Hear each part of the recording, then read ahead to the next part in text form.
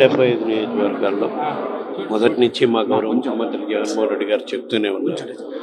175 నియోజకవర్గాల్లో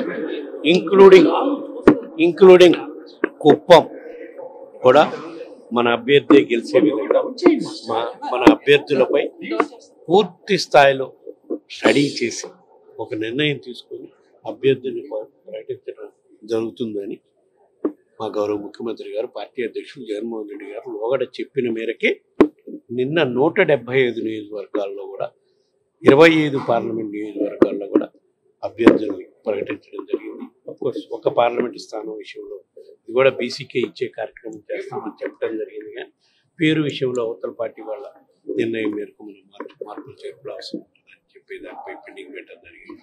175 assembly, 24 parliament నియోజకవర్గాల్లో గెలిపే లక్ష్యంగా గత 4 సంవత్సరాల 10 నెలల నుంచి ఏ విధంగా మనం ప్రభుత్వ అధికారంలోకి వచ్చినాక ఏ విధంగా ప్రజలకు మేలైన కార్యక్రమం చేస్తున్నామో ఆ మేళ్లు చెప్పి మనకి ఆశీర్వదించమని అడగమని మా గౌరవ ముఖ్యమంత్రి గారు నియోజకవర్గ అభ్యర్థులకి తెలియజేయడం జరుగుతుంది. తప్పకుండా అత్యధిక శాతం అసెంబ్లీ నియోజకవర్గాల్లో మా టార్గెట్ అయితే 175 నియోజకవర్గాల్లో గెలవాలి, 25 పార్లమెంట్ నియోజకవర్గాల్లో కూడా గెలవాలని మా పోరాటం చేస్తాం.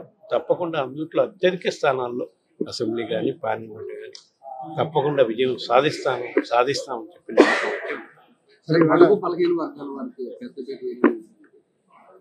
ఎలక్షన్ల కోసమే కాదు, అధికారంలోకి వచ్చిన మొదటి రోజు నుంచి కూడా సామాజిక న్యాయం పాటించడం కోసం దేశంలో ఏ ముఖ్యమంత్రి ఆలోచించిన విధంగా మన గౌరవ ముఖ్యమంత్రి జగన్మోహన్ రెడ్డి గారు ఆలోచన చేసి ఇచ్చిన పదవుల్లో మోర్ దాన్ 50% మహిళలు ఉండేట్టు, మోర్ దాన్ 50% బీసీలు, దళితులు, గిరిజనులు, మైనార్టీలు ఉండేట్టుగా ఏ విధంగా పదవులు, నామినేటెడ్ పదవులు కానీ ఎలక్టెడ్ పదవుల్లో కానీ జెడ్పీటీసీ, ఎంపీటీసీ, జిల్లా పరిషత్ జరిగిన వాటిలో కూడా అత్యధిక శాతం అందులో ఇవ్వటం జరిగింది, మోర్ దాన్ 50%. ఇప్పుడు అదేవిధంగా ఆయన రాష్ట్ర క్యాబినెట్లో కూడా మోర్ దాన్ 60-70% బీసీ, ఎస్టీ, మైనార్టీలు వాళ్ళకే ఇవ్వటం జరిగింది. ఇప్పుడు కూడా అభ్యర్థుల ఎలక్షన్లో పెట్టేదానికి కూడా అందులో కొన్ని పార్టీలు చేస్తాయి, ఎక్కడెక్కడ ఓడిపోతాయో స్థానాలు ఐడెంటిఫై చేసి ఆ స్థానాల్లో బీసీలకి, ఎస్సీలకి ఇచ్చే కార్యక్రమం చేస్తాయి. అటువంటి దానికి తావు లేకుండా మా గౌరవ అత్యధిక శాతం బీసీలు, ఎస్సీలు, మైనార్టీలు వాళ్ళకే కేటాయించడం జరిగింది. అది సామాజిక న్యాయం ఏ విధంగా పాటిస్తామనే దానికి నిదర్శనం. అందుకే ఈరోజు రాష్ట్రంలో అత్యధిక శాతం బీసీలు, దళితులు, మైనార్టీలు, గిరిజనులు మా ప్రభుత్వానికి అండగా నిలవటానికి ముందుకు వస్తున్నారని చెప్పి ఈ సందర్భంగా తెలియజేస్తున్నాం. సార్, మనం సిద్ధమైన సింగిల్గా పోతా ఉన్నాం. ఇప్పుడు వాళ్ళు ఎన్డీఏ ఒక మీటింగ్ పెడుతుంది, భాగస్వామ్య పక్షాలని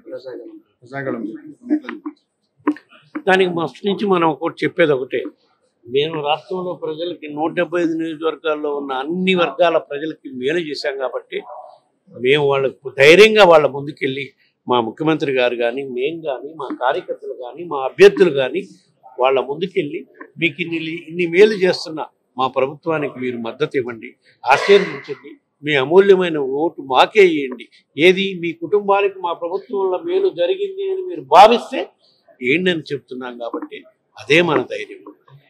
అవతల వాళ్ళు ఎన్ని పార్టీలు కలిసి వచ్చినా మన ధైర్యం అదే. తప్పకుండా ప్రజలు మమ్మల్ని ఆశీర్వదిస్తారని నమ్మకం మాకు. వాళ్ళు ఒక్కళ్ళం పోతే మన మీద విజయం సాధించలేమనే కదా ఇన్ని రోజులు ఎప్పర్లాడి ఢిల్లీ చుట్టూ తిరిగి ఒకరికి ఇద్దరు తిరిగి ఆఖరికి వాళ్ళు కావాలనుకున్న పొత్తులు చేసుకొని వచ్చారు. అయినా పర్లా మనం మొదటి నుంచి చెప్తున్నాం, ఒక్కళ్ళైన రండి, ఇద్దరైన రండి, ముగ్గురైన రండి, నలుగురు గంప కొత్తగా రండి, మనం ప్రజలే మనకు అండగా ఉంటారని మన ధైర్యం, మన నమ్మకం, మన భరోసా. ఇప్పటికీ దీనిగా భావించి మేము ముందుకు పోతామని చెప్పేసి తీసుకుంటే ప్రకటించారు కాదు స్వామి, ప్రకటించలేదంటే ఇంకా నిర్ణయం తీసుకుంది. అదే బీసీలకి అని చెప్పడం జరిగింది. ఆ బీసీ అభ్యర్థి ఎవరనేది 1-2 రోజుల్లో నిర్ణయం తీసుకోవడం జరిగింది. సార్, కొన్ని సర్వేలో టీడీపీ భాగస్వామ్యానికి మెజారిటీ సీట్లు వస్తాయని కొన్ని సర్వేలు చెప్తా ఉన్నాయి సార్, ఎలా చూస్తారు? అది ఏ సర్వేలు అనుకుంటున్నారు? అవన్నీ సర్వేలకు అన్నిటికీ కూడా ప్రాతిపదిక ఏముండదు. ఏదన్నా నేషనల్ లెవెల్లో రెప్యూటెడ్ ఏజెన్సీలు సర్వే చేస్తే దాని మీద మనం కామెంట్ చేసుకోవాలి. నువ్వైనా సర్వే చేయించుకొని దీంట్లో పెట్టవచ్చు, నేనైనా సర్వే చేయించుకోవాలి.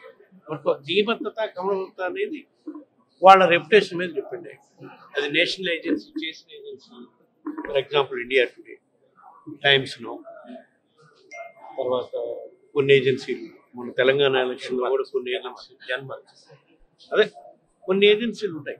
వాళ్ళు చేసుకున్న సర్వేలు అయితే ఏదైనా అల్టిమేట్గా ప్రజలండి ఎందుకు అంత తొందర సర్వేలకి మనకి ఎందుకు సర్వేల కోసం ఎంపలాడుతున్నారు? ఎవరన్నా భయపడేవాడైతే గెలుస్తామా లేదా వాడే సర్వే వాళ్ళ మీద డిపెండ్ కాదు. మాకైతే అవసరమే లేదు, మాకు ధీమాగా ఉంది గెలుస్తాం. ఏ సర్వే ఏమని చెప్పినా మాకు